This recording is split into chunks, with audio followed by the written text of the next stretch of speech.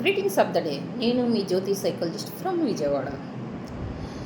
ఈరోజు world suicide prevention day. September 10న ప్రతి సంవత్సరం వరల్డ్ సూసైడ్ ప్రివెన్షన్ డే ఒకటి జరుపుకుంటూ ఉంటాము.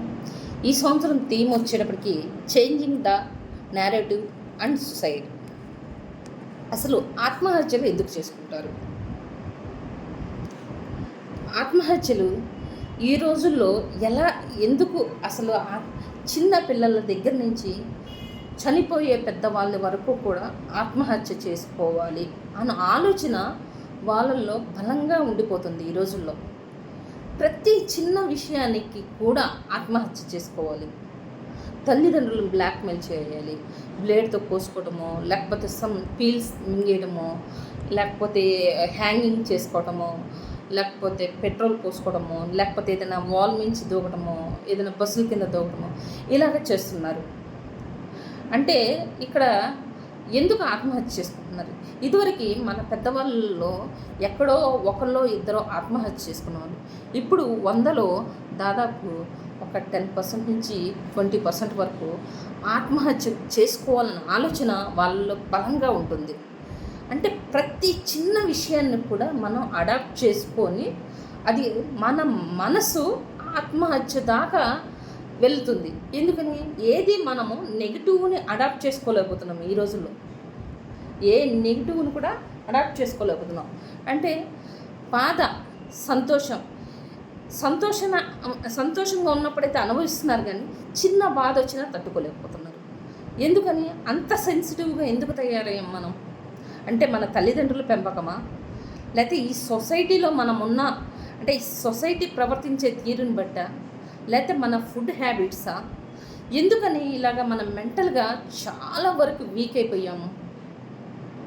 అది మనకి మనం క్వశ్చన్ వేసుకుంటే, ఎందుకంటే ఇదివరకు రోజుల్లో జాయింట్ ఫ్యామిలీస్ ఉండేవాళ్ళు, అమ్మమ్మలు, తాతయ్యలు, నానమ్మలు వీళ్ళు ఉండేవాళ్ళు. పిల్లలకి తోడుగా ఉండి ఏది మంచి ఏది చెడు అని చెప్పేవాళ్ళు. ఇప్పుడు ఏంటంటే న్యూక్లియర్ ఫ్యామిలీస్ వచ్చేటప్పటికి పిల్లలకి మంచి చెడులని చెప్పడం లేకుండా పోతుంది. తల్లిదండ్రులు ఇద్దరు బిజీ షెడ్యూల్లో ఉంటారు.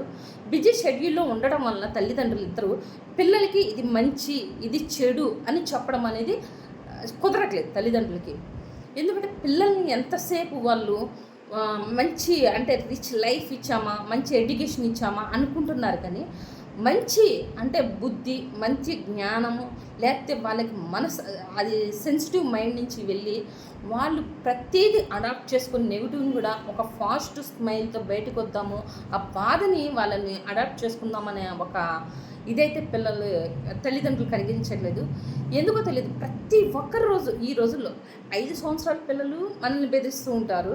అలాగే చనిపోయే ముసలోళ్ళ వరకు కూడా సూసైడ్ చేసుకుంటాను ఇదే మనల్ని బెదిరించడం జరుగుతుంది. ఇవన్నిటికీ కారణం నేను అనుకోవడం అయితే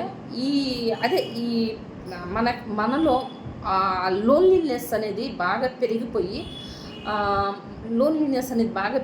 చిన్న విషయాన్ని కూడా మనము ప్రతీది బాధగా పెంచుకోవడము, చిన్న బాధ వచ్చినా సరే దాన్ని బోధద్దల్లో పెట్టి మనము దాన్ని చూడడము అలా చేస్తున్నాము.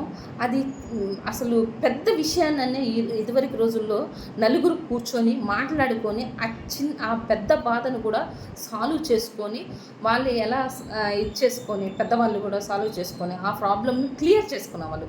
కానీ ఇప్పుడు రోజుల్లో అసలు ముందు నలుగురితో మాట్లాడటం మానేసి ఎంతసేపు మొబైల్స్ లేకపోతే ఆన్లైన్ యూట్యూబ్లు చూసుకోవడము, మన పేరెంట్స్తో కూడా స్పెండ్ చేయకుండా ఉండడం వలన వాళ్ళు అది ఏది ఫాస్ట్గా తీసుకోకుండా చిన్న బాధ ఒక క్లాస్లో అందరూ ఒక ఎగ్జాంపుల్ చెప్తానండి.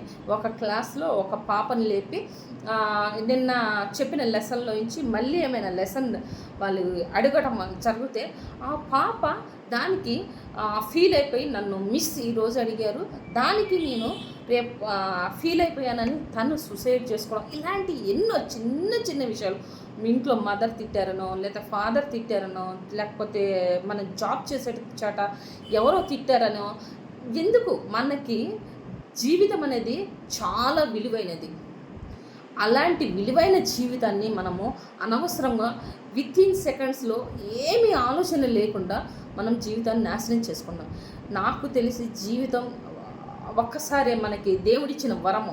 ఆ వరాన్ని అవసరమైనంత వరకు, అవసరమైన అంటే ఇంకా మన తెలివికి పదును పట్టేటట్టు ఉండాలి. కానీ ఆత్మహత్య అనేది మంచిది కాదండి. ఆత్మహత్య చేసుకోవాలనే ఆలోచన ఉన్న వాళ్ళు ఎవరైనా ఉంటే అసలు మా దగ్గరికి రండి, మేము ఫ్రీ కౌన్సిలింగ్ ఇస్తాము. ఆ ఆలోచన నుంచి మిమ్మల్ని థెరపీస్ నుంచి బయటికి తీసుకురావడానికి మా వంతు ప్రయత్నం, మా వంతు కృషి మేము 100% యాజ్ ఏ సైకాలజిస్టులుగా మేము అండ్ మా టీమ్స్ చాలామంది ఉన్నారు. మేము అయితే మాకు విజయవాడలో కంపల్సరిగా మా టీం నుంచి మీ అందరికీ సపోర్ట్ చేస్తాము. ప్లీజ్ అండి, ఆత్మహత్యలు చేసుకోవద్దు. జీవితం చాలా విలువైనది. ఒక్కసారి ఈ జీవితం చేజారిపోతే మళ్ళీ ఇంకో జన్మ ఉంటుందేమో, ఇంకో జన్మ అయితే రిచ్గా పుట్టొచ్చేమో అని అనుకుంటారు. అలా కాదండి, ఉన్న జీవితాన్ని మనం ఎలా యూటిలైజ్ చేసుకోవాలి, మనం మంచిగా బతకాలి, మనం బతుకుతూ నలుగురిని హ్యాపీగా ఉంచాలని ఆలోచించాలి. థ్యాంక్ యూ అండి. Thank you.